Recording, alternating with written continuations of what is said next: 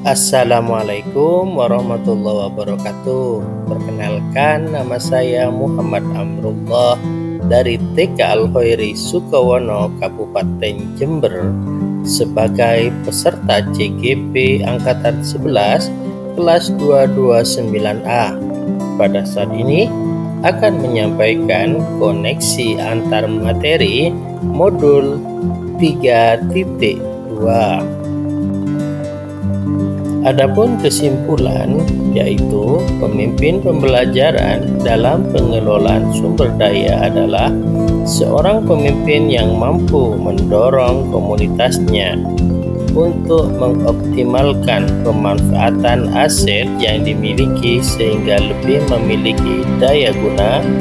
Pemimpin pembelajaran mendorong untuk menggali potensi yang ada dan tidak terlalu tergantung pada orang lain, sehingga terwujud sebuah kemandirian.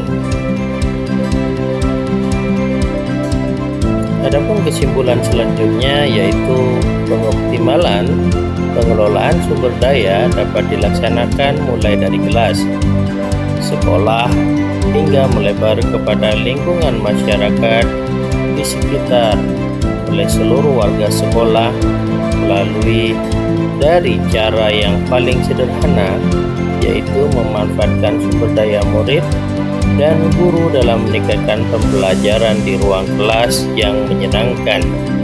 Sedangkan di lingkup sekolah terdapat banyak aset atau modal baik manusia, fisik, dan sosial dalam menjalankan program atau kegiatan sekolah. Begitupun pada masyarakat sekitar, ada banyak instansi ataupun individu yang dapat digandeng sebagai mitra yang bersahabat. Kesimpulan selanjutnya, sekolah digambarkan sebagai ekosistem yang saling berkaitan antara unsur biotik dan abiotik.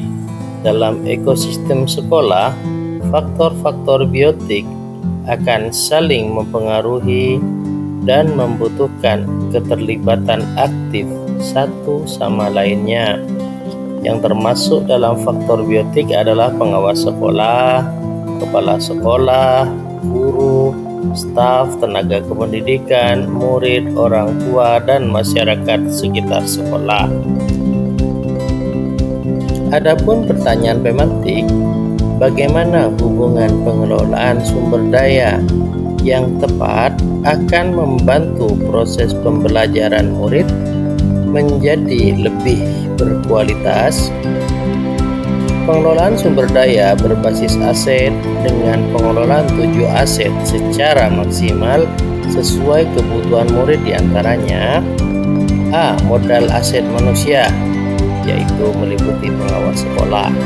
Pengawas sekolah sebagai aset manusia karena selalu memberikan motivasi, melakukan refleksi, berdiskusi terkait dengan hasil refleksi, dan monitoring tindak lanjut yang dilakukan sesama. Yang kedua adalah kepala sekolah. Tugas kepala sekolah sebagai fasilitator, memberikan dukungan penuh dan sebagai motivator.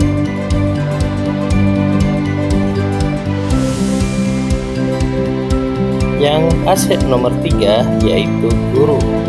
Guru berijazah S1, bersertifikat pendidik, memiliki keberpihakan pada murid, dan selalu update pengetahuan melalui pelatihan. Yang keempat, tenaga non-kependidikan. Tenaga non-kependidikan cekatan dalam memberikan layanan publik, pengarsipan data murid. Yang kelima yaitu orang tua. Orang tua apresiatif dan inisiatif, kolaborasi dengan pihak sekolah, dan mendukung dan memfasilitasi kebutuhan murid. Yang keenam yaitu komite. Komite selalu apresiatif dan inisiatif, kolaborasi dengan pihak sekolah, mendukung dan membentuk paguyuban orang tua. Yang nomor 7 yaitu aset murid.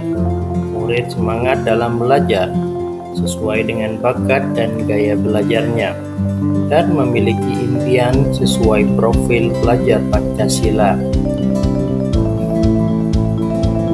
B. Modal sosial.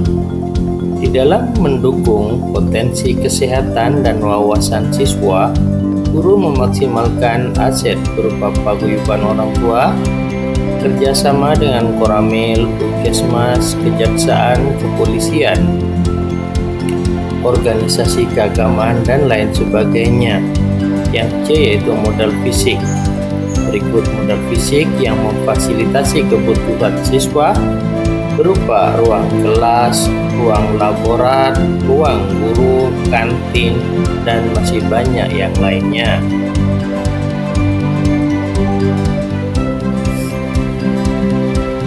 D. Modal lingkungan atau alam. Modal lingkungan alam yang dapat digunakan sebagai salah satu sumber belajar murid, antara lain kebun toga, greenhouse, taman wisata, kebun lidah buaya. Yang E. Modal finansial. Modal finansial diantaranya berasal dari dana BOS, dana sosial, dana insidental, dan dana wirausaha. F. Modal politik. Modal politik diantaranya dari Puskesmas, Kepolisian, Koramil, dan lain sebagainya. Beberapa contoh bagaimana materi ini juga berhubungan dengan modul lainnya yang Anda dapatkan sebelumnya. Belajar mengikuti pendidikan guru penggerak. Ki Hajar Dewantoro menjelaskan bahwa tujuan pendidikan yaitu menuntun segala kodrat yang ada pada anak-anak agar mereka dapat mencapai keselamatan dan kebahagiaan yang setinggi-tingginya, baik secara manusia maupun sebagai anggota masyarakat. Oleh sebab itu, pendidik itu hanya dapat menuntun tumbuh atau hidupnya kekuatan kodrat yang ada pada anak-anak agar dapat memperbaiki lakunya, bukan dasarnya, sehingga anak dapat berkembang sesuai dengan kodratnya. Dalam menuntun laku dan pertumbuhan kodrat anak sebagai pemimpin pembelajaran, dalam pengelolaan sumber daya pendidik harus mengelola sumber daya yang ada secara maksimal, mulai dari modal manusia, modal sosial, modal fisik, modal finansial, modal lingkungan, politik, dan modal agama dan budaya. Dengan berbagai modal aset tersebut diharapkan murid tumbuh maksimal sesuai dengan kodratnya. Sebelum mengikuti pelatihan modul 3.2 dalam kegiatan, saya sering melakukan pada kekurangan masalah tanpa melihat potensi dan kekuatan yang mendukung membuat kegiatan saya dan komunitas menghasilkan kegiatan yang kurang maksimal dan memerlukan waktu lama. Namun setelah saya sesudah mempelajari modul 3.2 ini, saya fokus pada aset dan kekurangan dengan membayangkan masa depan tentang kesuksesan yang akan diraih dan berupaya memaksimalkan kekuatan untuk mencapai kesuksesan tersebut melalui cara mengorganisasikan aset dan merancang sebuah rencana berdasarkan aset yang ada. Saya mengucapkan terima kasih kepada Ibu PP Dian Eti Pengastiti SPD dan kepada Bapak Fasilitator Bapak Syahlan Rosidi beserta kawan saya yaitu kelas 229A CGB 11. Terima kasih.